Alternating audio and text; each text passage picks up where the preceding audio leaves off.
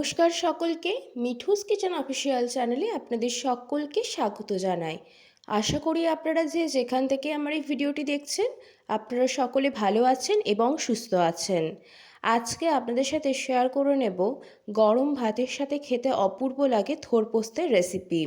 যারা বাড়িতে বানিয়েছেন তারা তো জানেন কতটা টেস্টি খেতে হয়। যারা এখনও পর্যন্ত বানাননি তারা একবার হলেও আমার এই রেসিপিটি ফলো করে দেখতে পারেন। গরম ভাতে খেতে কিন্তু দুর্দান্ত লাগে। তাহলে চলুন রেসিপিটি শুরু করা যাক। তার জন্য প্রথমে এখানে আমি পোস্তের পেস্টটা করে নিচ্ছি। মিক্সিং জারের মধ্যে বড় চামচে 3 চামচ পোস্ত দিয়েছি এবং অল্প পরিমাণে জল দিয়ে খুব সুন্দর করে একটা গাঢ় ঘন পেস্ট আমি এখানে তৈরি করে নিয়েছি। পোস্তের পেস্টটা আপনারা চাইলে শিল নোড়াতেও করতে পারেন, মানে শিল পাটাতে সেটাতে পেস্ট করেও করতে পারেন, তাতে করে টেস্টটা আরও খুব ভালো আসে। তারপরে থোড়গুলোকে একদম পাতলা পাতলা লম্বাটে করে কেটে নিয়েছি, সেটা আপনাদেরকে দেখিয়ে দিলাম। কড়াইয়ের মধ্যে পুরো রান্নাটাই কিন্তু আমি এখানে রিফাইন অয়েলে করব। আপনারা চাইলে সর্ষের তেলে করতে পারেন, পোস্তের টেস্ট কিন্তু সর্ষের তেলে বেশি ভালো আসে, তবে আমার এই ক্ষেত্রে মনে হয়েছে সাদা তেলে করলে ভালো লাগবে, সেই জন্য আমি সাদা তেলে করেছি। একটা বড় সাইজের পেঁয়াজ কুচিয়ে দিয়েছি, লম্বাটে করে পেঁয়াজ কেটেছিলাম সেটা দিয়েছি। দুটো চেরা কাঁচা লঙ্কা দিয়েছি, ঝালটা যে যেমন খেতে পছন্দ করবেন সেই মতো এখানে ব্যবহার করবেন। তারপরে দুটো ছোট সাইজের আলু এখানে একদম ছোট ছোট করে টুকরো করে নিয়েছি। সাইজটা দেখে হয়তো আপনারা বুঝতে পারছেন, নর্মালি আমরা পোস্তের আলু যেভাবে কেটে থাকি তার চাইতেও কিন্তু অনেকটাই ছোট করে কেটেছি। এইভাবে কাটলে এই থোর পোস্তের খেতে কিন্তু টেস্টটা খুব ভালো আসে এবং আলুটা খুব তাড়াতাড়ি সেদ্ধও হয়ে যাবে, সাথে সাথে ভাজা হয়ে যাবে। খুব সুন্দর করে কিন্তু এখানে আমি আলুটাকে পেঁয়াজের সাথে ভেজে নেব। আলুটা যত ভালো করে ভাজা হবে, একটু লালচে লালচে করে, ততই কিন্তু পোস্তের টেস্টটা একটু ভালো আসে। সেই জন্যই আলুটা আমি এখানে প্রথমেই দিয়ে দিয়েছি, যাতে করে আলুটা খুব সুন্দর মতো আমাদের এখানে ভাজা হয়ে যায় পেঁয়াজের সাথে। আর যেহেতু আমি একদম ছোটো ছোটো টুকরো করে কেটেছি, খুব কিন্তু বেশি যে সময় লাগবে আলুটা ভাজতে তেমনটাও না। মিনিট পাঁচেক একটু নাড়াচাড়া করে নেওয়ার পরে এখানে আমি পরিমাণ মতো নুন দিয়েছি। নুনটা এই পর্যায়ে দিয়ে দেওয়ার একটাই কারণ, যাতে করে আলুটা নরম হয়ে যায়, সেই জন্যে নুনটা এখানে আমি এই পর্যায়ে দিয়ে দিয়েছি। নুন দেওয়ার পরে এরপর আমি দিয়ে দিচ্ছি ঝালের জন্য পরিমাণ মতো লঙ্কার গুঁড়ো। এখানে আমি যেহেতু চেরা কাঁচা লঙ্কা দুটো দিয়েছি, সেই ক্ষেত্রে ঝালটা অনেকটাই কম হবে, সেই জন্য এখানে এই পর্যায়ে আমি দিয়ে দিয়েছি পরিমাণ মতো লঙ্কার গুঁড়ো। আপনারা যদি পুরো রান্নাটায় কাঁচা লঙ্কার ঝালে করতে চান সেই ক্ষেত্রে কাঁচা লঙ্কার পরিমাণটা বাড়িয়ে দিতে পারেন। ঝালটা কতটা খাবেন কম বেশি সেটা কিন্তু আপনাদের উপর। তারপরে খুব সুন্দর করে আলুটাও কিন্তু আমাদের এখানে ভাজা হয়ে গিয়েছে। মোটামুটি আরও 10 মিনিট হাতে সময় নিয়ে খুব সুন্দর করে কিন্তু আলুটাকে নাড়াচাড়া করে নিয়েছি। আমি কিন্তু এখানে যেহেতু আলুটা একদমই ছোটো ছোটো করে কেটেছি, একদমই নরম হয়ে যাবে ভাজতে ভাজতে, সেই জন্য আমি এখানে আলুটাকে ঢাকা দিয়ে রান্না করছি না। যদি আলুর সাইজটা বড় হয় সেই ক্ষেত্রে আপনারা চাইলে ঢাকা দিয়ে আলুটাকে সেদ্ধ করে নিতে পারেন, কিন্তু আলুটার সাইজ যেহেতু একদমই ছোট, সেই জন্য এখানে আমি এইভাবেই নাড়াচাড়া করতে করতে আলুটা আমাদের ভালো মতোই সেদ্ধ হয়ে গিয়েছে। ঠিক এই পর্যায়ে লম্বাটে ঝিরিঝিরি করে কেটে রাখা যে থোড়টা ছিল সেটাও কিন্তু আমি এখানে দিয়ে দেব।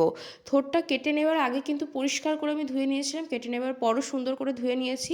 গরম ভাতে থোড় পোস্ত খেতে কী যে অপূর্ব লাগে, যারা বানিয়ে দেখেছেন তারা তো জানেন।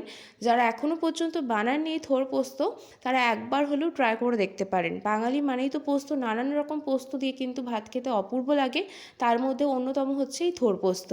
থোড়টা দেওয়ার পরে খুব সুন্দর করে কিন্তু আরও একবার মিশিয়ে দিচ্ছি, যাতে করে থোড়টাও সমস্ত মশলার সাথে এবং আলুর সাথে ভালো মতো মেশানো হয়ে যায়। তাতে করে কী হবে, থোড়টাও কিন্তু একটু ভাজা ভাজা হবে। অতি অবশ্যই করে আমরা ঢাকা দিয়ে রান্না করব, যেহেতু থোড়টা সেদ্ধ হতে একটু সময় লাগবে।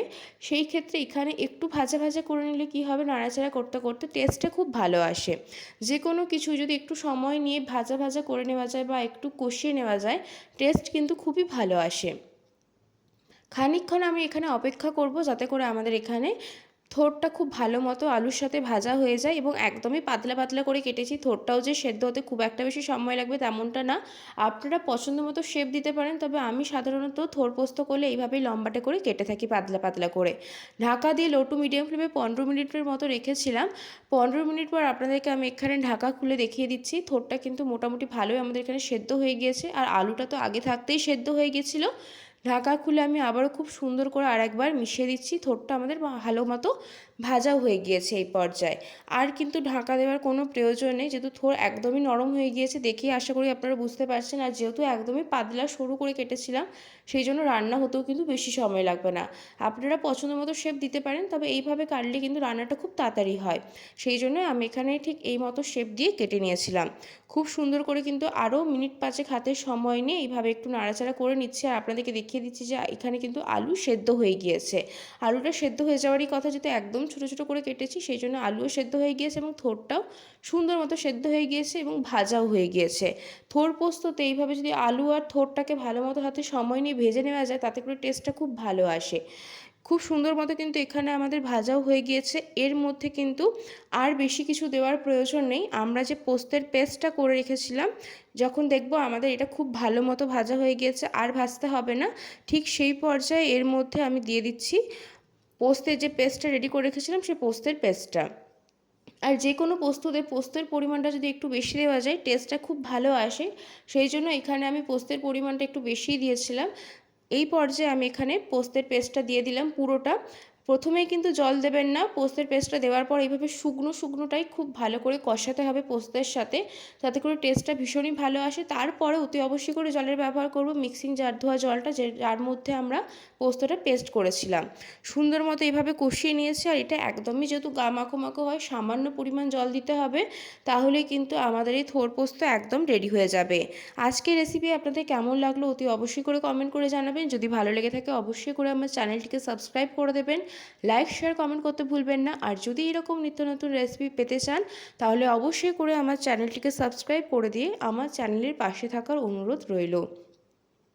যখন ভালো মতো আমাদের কিন্তু কষানো হয়ে গিয়েছে, মিনিট 5 হাতে সময় নিয়ে কষিয়ে নিয়েছি, তখন আমরা মিক্সিং জার ধোয়া জলটা এর মধ্যে খানিকটা পরিমাণ দিয়েছি। একদমই অল্প পরিমাণ জল দিয়েছি, দেখে আশা করি বুঝতে পারছেন। এই জলটাও কিন্তু সুন্দর মতো ফুটে ফুটে একদম কমে যাবে, যেহেতু এটাকে আমরা আর এখনও পর্যন্ত মিনিট 5 হাতে সময় নিয়ে একটু ফুটিয়ে নেব। তাতে করে কী হবে, পোস্তটা অনেকটা গাঢ় হবে, ঘন হবে এবং খেতে ভীষণ ভালো লাগবে। বাড়িতে অবশ্যই করে থোর পোস্ত একবার হলেও ট্রাই করে দেখতে পারেন। এটা যে খেতে কী অপূর্ব লাগে গরম ভাতের সাথে, যারা গরম ভাতের সাথে খেয়েছেন তারা জানেন একমাত্র। আর যারা এখনও পর্যন্ত খাননি, তারা একবার হলেও আমার এই রেসিপি ফলো করে দেখতে পারেন। খুবই সহজ রেসিপি, কম সময়ের মধ্যে তৈরি হয়ে যায় চটজলদি, তেমন কিছু প্রয়োজন পড়ে না। বাড়িতে থাকা কয়েকটা উপকরণ দিয়ে তৈরি হয়ে যায়। আপনারা চাইলে এর মধ্যে তেলের সাথে অল্প একটু কালো জিরে ফোড়ন দিতে পারেন, তবে আমার এই থোর পোস্তে কালো জিরেটা পছন্দ নয় বলে আমি কালো জিরেটা দিইনি।